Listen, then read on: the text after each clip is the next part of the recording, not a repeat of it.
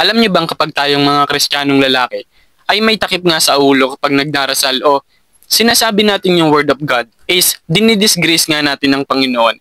Hindi nga natin siya nire-respeto. Ganon din na kapag nagdarasal nga yung babaeng Christian at wala siyang taklob sa ulo, dinidisgrace nga niya o hindi nga niya ino-honor yung asawa nga niya.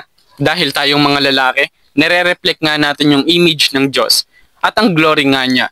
At yung mga babae nga, kapag nagtataklob sila ng ulo, is nire-represent nga nila o pinapakita nga nila, nire-reflect nga nila yung glory nating mga lalaki. Dahil ginawa nga yung babae para sa lalaki, pero hindi ginawa yung lalaki para sa babae.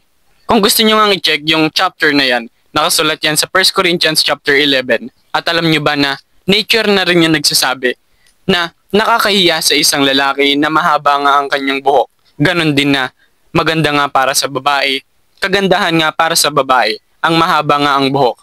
Dahil ito ang putong ng kanilang ulo.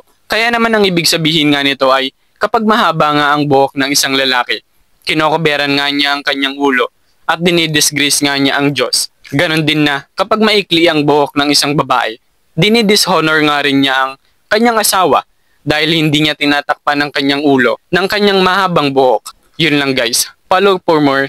God bless.